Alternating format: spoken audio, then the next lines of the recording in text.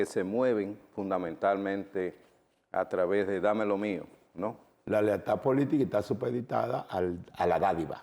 Exactamente.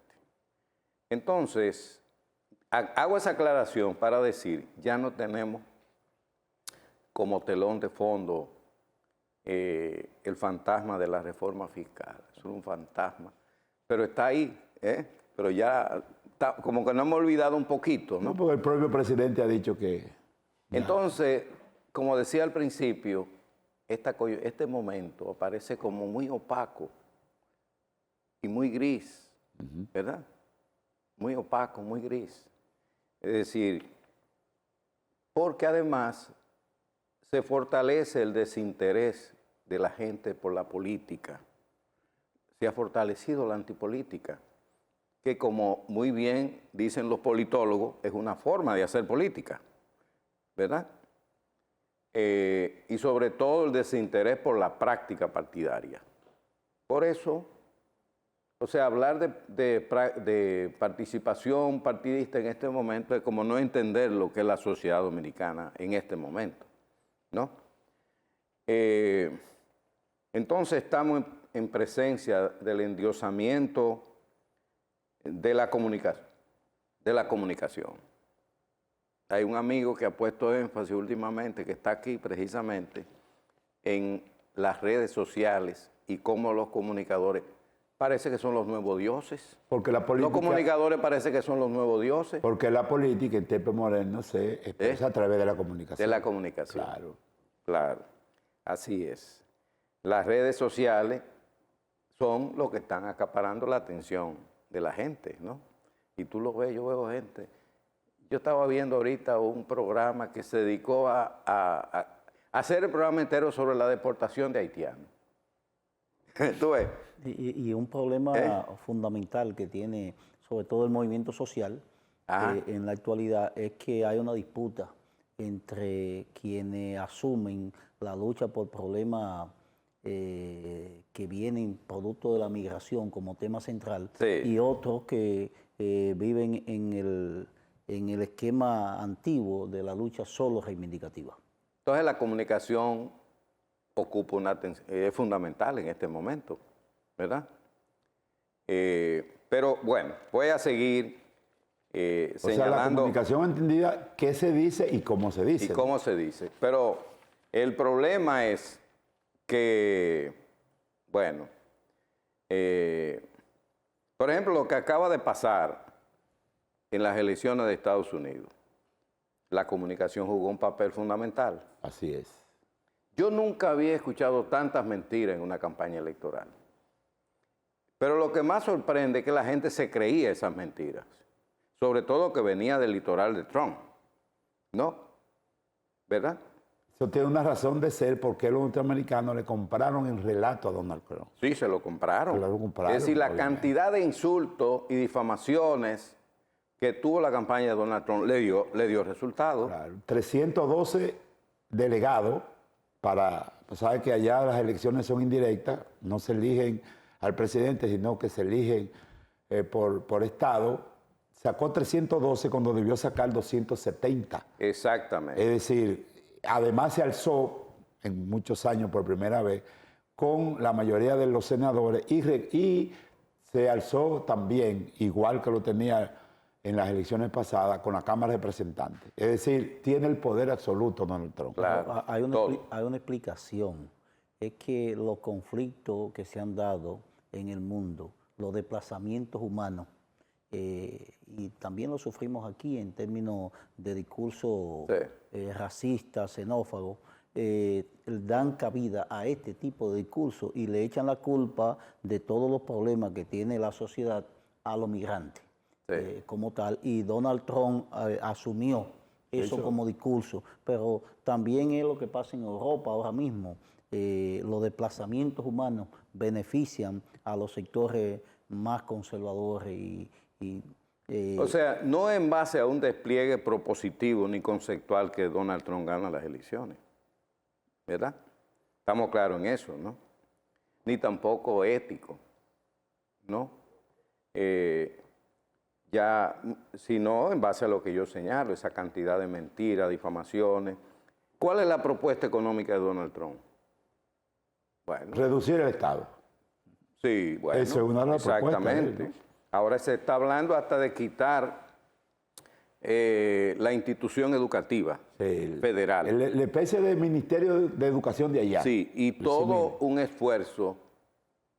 La humanidad ha tenido momentos de luces y momentos de oscuridad. La civilización griega y romana fueron dos grandes momentos de luces de la humanidad. Luego vino la etapa más oscura de la humanidad, que fue la Edad Media. ¿Duró 10 siglos? 10 siglos. Claro, del la Edad siglo IV Media. al XIV. Después vino otro momento de luces con el Renacimiento, la Revolución Francesa, La Ilustración francesa. la Ilustración, todo lo que eso significó. Pero parece ser como con tanto poder que tiene Donald Trump, lo que ha prometido es una revolución conservadora. Es como si nos quisiera meter otra vez en épocas pasadas. Ni siquiera- Es como volver al pasado. Más que La una gente no se está revolución, dando involución cuenta lo que conservadora. significa un Donald Trump con tanto poder, apoyado por ese Estados Unidos que estaba escondido ahí del centro rural, ese evangelismo conservador, todo eso ha salido a flote en este momento. Claro. Entonces, eso, yo diría, ¿qué es lo que le espera a la humanidad? Obviamente, el triunfo de Donald Trump implica para la humanidad el desarrollo, por lo menos propagandístico, del neoconservadurismo. Sin embargo, yo tengo que... La política se rige por realidades, no por deseos. Sí, Entonces, el 2016... el juego de poder y los intereses, Claro. por encima a veces de las palabras y de la retórica. Así es. Una cosa es lo que piensa Donald Trump. Donald Trump es el mismo del 2016. Ahora, lo que han cambiado las circunstancias.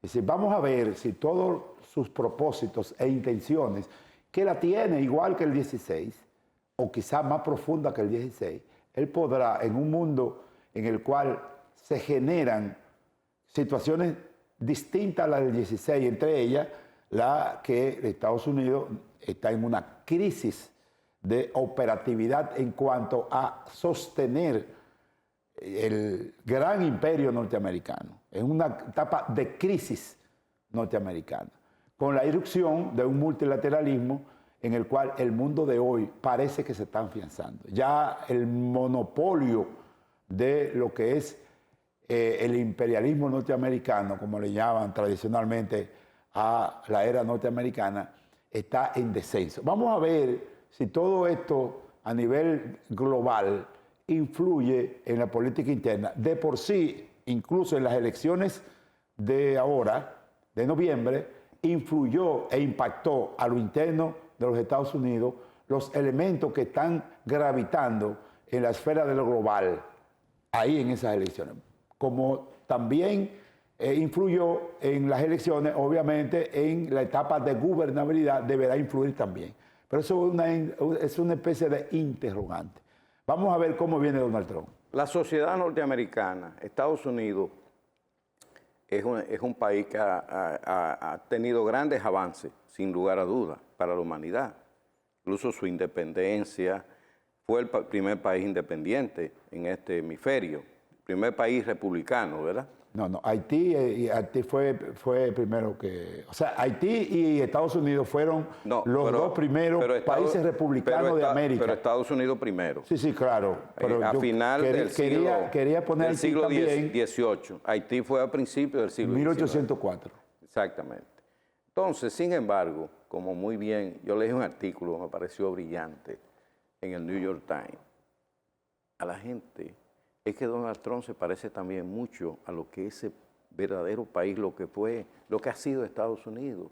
Recordemos que ese es el país de las brujas, de la misoginia, esa campaña de las brujas de Salem, por ejemplo. Lo que fue esa terrible esclavitud en Estados Unidos durante dos siglos prácticamente. La discriminación racial, ¿verdad? Todo lo que ha significado todas estas guerras que ha estimulado Estados Unidos. Es decir, ese Estados Unidos está presente hoy.